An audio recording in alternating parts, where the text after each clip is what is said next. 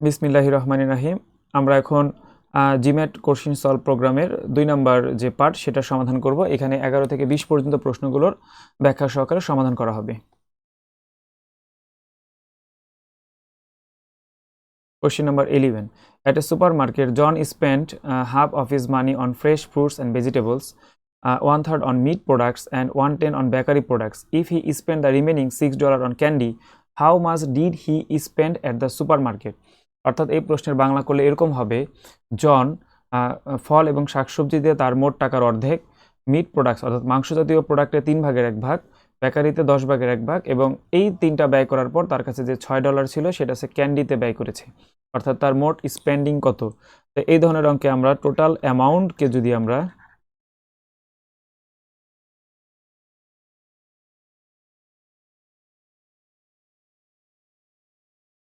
X ধরি তাহলে আমরা অঙ্কটা সহজে সমাধান করতে পারবো। এখন প্রত্যেকটা ভগ্নাংশের সাথে এক্স গুণ করব। মনে রাখবা ভগ্নাংশের সাথে এক্স গুণ করলে এইটা উপরে গুণ করতে হয়, অর্থাৎ x/2 plus x/3 plus x/10 plus অবশিষ্ট যে 6 ইকুয়াল এই সবগুলো হচ্ছে তার মোট ব্যয়। এখন তার মোট ব্যয়ের পরিমাণ আমরা এই সবগুলো ভগ্নাংশ প্লাস এই 6 এর ইকুয়াল আমরা লিখতে পারি x। এখন আমরা এই নিচের অংশগুলোর এলসিএম করব, অর্থাৎ 15x ভাগ করলে হবে 10, অর্থাৎ 10x, এটা হবে 3x প্লাস 6 ইকুয়াল x। পরবর্তী লাইনে সবগুলো যদি আমরা যোগ করি হবে 28x ইকুয়াল, এইখানে আসলে হবে 6 30 180, এখানে আমরা লিখবো হচ্ছে 180। এই 30 সাথে যদি x গুণ করি তাহলে হবে 30x। অর্থাৎ আমি যদি এখন ক্যালকুলেশন করি 30x minus 28x equal 180, 2x equal 180, তাহলে x এর মান আসলে আসবে 180 ডিভাইডেড বাই 2, এই পরের লাইন এখানে, অর্থাৎ x এর মান হচ্ছে 90, অর্থাৎ 90 টাকা হচ্ছে আমাদের এই প্রশ্নের সঠিক উত্তর। আরেকবার আমি একটু বলি, আমাদের প্রশ্নে বলা হচ্ছে যে তিনটা ভগ্নাংশ দেওয়া ছিল এবং x। তোমরা সবসময় এই ধরনের অঙ্ক যদি আপনাদের এই ধরনের অঙ্ক যদি পরীক্ষা আসে, আমরা অবশ্যই প্রত্যেকটা ভগ্নাংশের সাথে x গুণ করবো এবং গুণটা হবে উপরে, তারপরে ইকুয়াল আমরা যদি x করি, ইকুয়েশন মেক করি, তাহলে অঙ্কটা আমরা সহজেই সমাধান করতে পারবো। Question number 12. On Monday, a person mailed 8 packages weighing an average arithmetic mean মানে গাণিতিক গড়, অর্থাৎ অ্যাভারেজ কে অনেক সময় arithmetic mean বলা হয়, 12 integral 3/8 pounds, and on Tuesday 4 packages weighing an average of 15 integral 14 pounds. What was the average weight in pounds of all the packages the person mailed on both days? অর্থাৎ 2 দিনে সে তার যে মোট যে বিক্রি বা যেটা মেইল করা হয়েছে সেটার গড়টা কত এটা আমাদের বের করতে হবে। তার আগে এই ভগ্নাংশ দুইটার আমি আগে সমস্তটা ভাঙায় নিই, তাহলে অঙ্কটা করতে আমাদের সহজ হবে। 12 ইন্টিগ্রাল 3/8, 8 12 96, সাথে এই 3 গুলো আমাদের এখানে হবে 99/8। আরেকটি ভগ্নাংশ আছে আমাদের 1/4, অর্থাৎ 4 15 60 আর 1 হচ্ছে 61/4। এখন আমাদের কাজ হবে এই 8-এর সাথে এই 99/8 ইন্টু করা, কারণ এই পরিমাণ সে 8টা প্যাকেজ মেইল করছে এবং সেটার গড় ছিল এইটা। এখন আমরা যদি গুণ করি তাহলে মোট সে কতটুকু মেইল করেছে সেই পরিমাণটা পাবো, অর্থাৎ এখানে সে মেইল করেছে 99, আর পরবর্তীতে যে 4 প্যাকেজ এইটার সার গড় ছিল 61/4, এখানে সে মোট করেছে 61, তাহলে তার মোট হলো 160। এখন আমাদের কাজ হবে এই 160কে মোট, দেখো এখানে হচ্ছে 8 প্যাকেজ, এখানে হচ্ছে 4, তাহলে এই 12 দ্বারা ভাগ করা, অর্থাৎ 12 ডিভাইডেড বাই 160 আমরা যদি ভাগ করি তাহলে অঙ্কটার সমাধান করতে পারবো। 43, 36, নিচে ভাগশেষ থাকে হচ্ছে 4, এই 4টাকে আমরা উপরে দিয়ে দিব আর এই 12টাকে আমরা নিচে দিয়ে দিব। যদি আমরা কাটাকাটি করি তাহলে এটার পরিবর্তে লিখতে পারি এখন 13 ইন্টিগ্রাল 1/3, অর্থাৎ অপশন এ হচ্ছে আমাদের answer.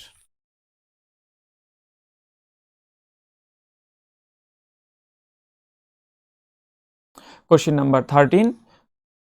0.1 plus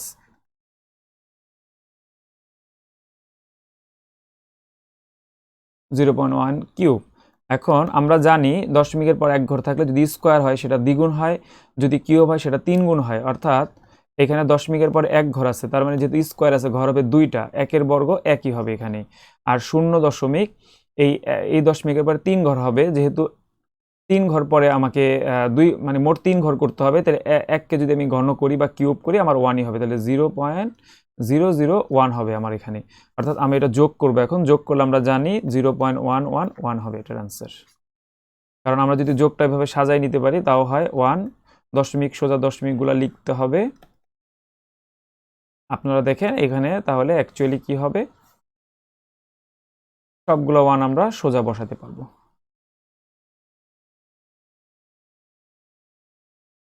14 number, a carpenter construct a rectangular sandbox with a capacity of 10 cubic feet. If the carpenter were to make a similar sandbox twice as long, twice as wide and twice as high as a first sandbox, what would be the capacity in cubic feet of the second sandbox? খুবই সহজ একটি অঙ্ক। এখানে বলা হচ্ছে 10 cubic feet হচ্ছে প্রথমটা, আর পরেরটা আমার যে দৈর্ঘ্য, প্রস্থ এবং উচ্চতা সবগুলোকে দ্বিগুণ করা হবে, টোয়াইস করা হবে, তাহলে সেটার আয়তনটা কত হবে, অর্থাৎ কত হতে পারে সেটা আমাদের বের করতে হবে। তা আমরা ধরে নিচ্ছি আমাদের প্রথম যে আমাদের যে কার্পেন্টার যে কনস্ট্রাক্ট যে রেক্টেঙ্গুলার স্যান্ডবক্স, সেটার উইথ, লেন্থ অ্যান্ড হাইট সবই হচ্ছে এ।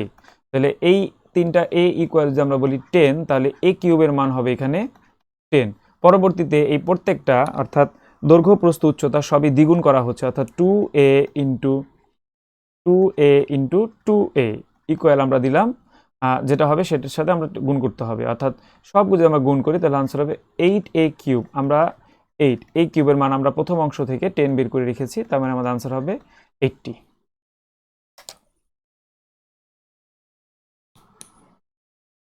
আমরা এখন 15 নম্বর প্রশ্ন সমাধান করব। A bakery opened yesterday with a daily supply of 40 dozen rolls. একটা বেকারি প্রতিদিন 40 ডজন রোল সাপ্লাই করতে পারে। Half of the rolls were sold by noon, অর্থাৎ দুপুরের আগে অর্ধেক বিক্রি হয়ে গিয়েছে। And 80% of the remaining are sold between noon and closing time, অর্থাৎ বন্ধ এবং দুপুর বন্ধ করার সময় এবং দুপুর পর্যন্ত আরও 80% সেল হয়েছে। How many dozen rolls had not been sold when the bakery closed yesterday, অর্থাৎ প্রথমে সে দুপুরের আগে 40 ডজনের অর্ধেক সেল করলো, আমরা দেখলাম অর্ধেকের পরিমাণ হচ্ছে 20, তাহলে 20 অবশিষ্ট থাকে, অর্থাৎ এই 20-এর আবার সে 80% সেল করতে পারছে, অর্থাৎ 80%,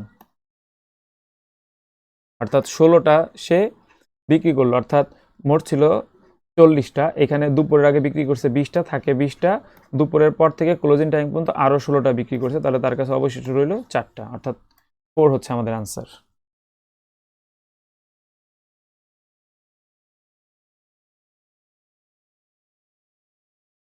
16 নম্বর অঙ্কে বলা হচ্ছে what is the 25th digit to the right of the decimal point in the decimal from 6/11, অর্থাৎ এই ভগ্নাংশটাকে আমি যদি ভাগ করি 25তম ডিজিট, অর্থাৎ দশমিকের পরে 25তম ডিজিটটা কত হবে এটা আমাদের বের করতে হবে।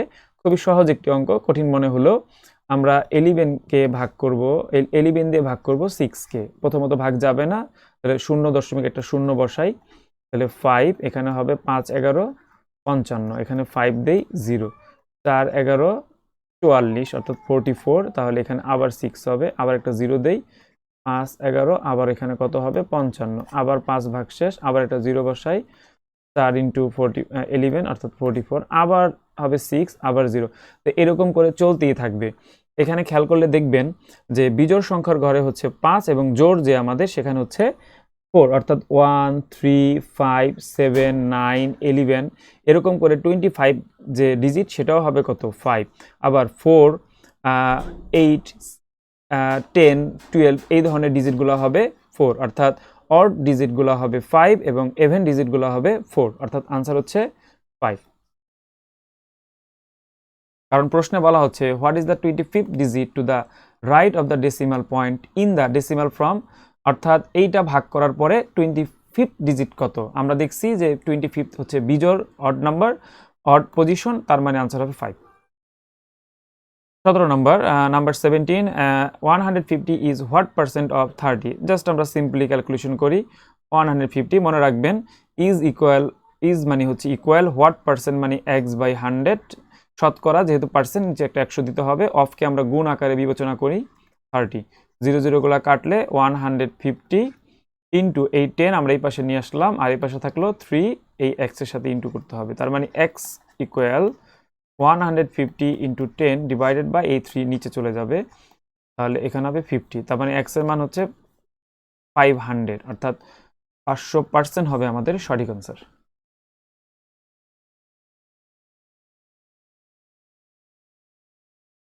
নাম্বার 18 খুবই ইজি একটি অঙ্ক। The ratio 2 to 1/3 is equal to the ratio. Simply খুবই সহজ, এই 2 মানে হচ্ছে একটা অনুপাত। আমরা যে বলি অনুপাত চিহ্ন, এটাকে 2 আকারে লেখা যায়। এরকম অঙ্ক পরীক্ষা আসলে ক্রস মাল্টিপ্লাই করলে হয়ে যায়, অর্থাৎ 3 দুগুণী 6, 6 to 1, এটি হবে আমাদের আনসার। জাস্ট ক্রস মাল্টিপ্লাই করতে হবে। Running at the same constant rate, 6 identical machines can produce a total of 270 bottles per minute. At this rate, how many bottles could 10 such machines produce in 4 minutes? এরকম প্রশ্ন পরীক্ষা আসলে আমরা একটা সূত্র ব্যবহার করতে পারি, M1 T1 নিচে হচ্ছে W1 ইকুয়াল M2 T2 নিচে হচ্ছে W2। এখানে M বলতে মেশিন, এই যে 6 আইডেন্টিক্যাল মেশিন, এটা M এর মান।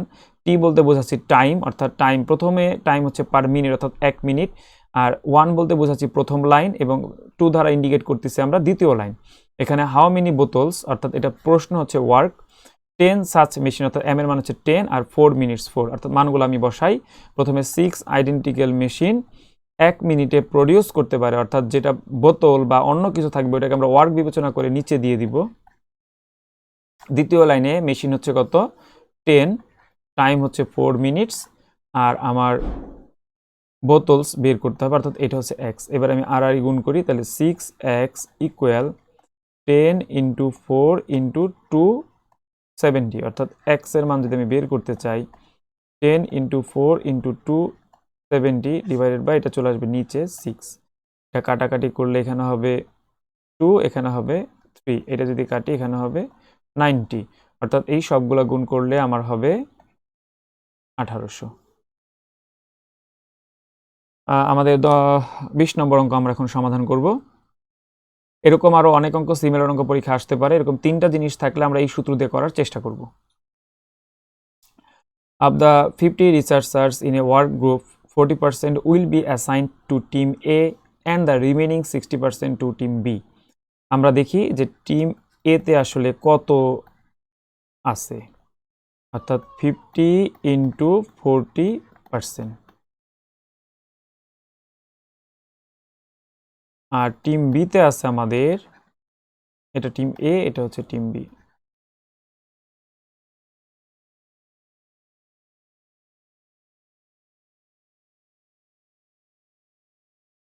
পরবর্তী অংশ দেখি, প্রশ্নে কি বলা হচ্ছে। However, 70% of the researchers prefer team A and 30% prefer team B. What is the lowest possible number of researchers who will not be assigned to the team any prefer?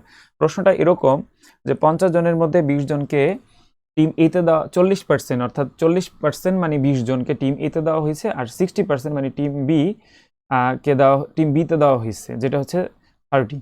কিন্তু তাদের ইচ্ছা ছিল 70% টিম এ তে যাওয়া আর 30% টিম বিতে যাওয়া, অর্থাৎ ইচ্ছার বিরুদ্ধে কয়জন গিয়েছে, এবং সেটা হচ্ছে লোয়েস্ট পসিবল নাম্বার। তাহলে সেটা আমাদের বের করতে হবে।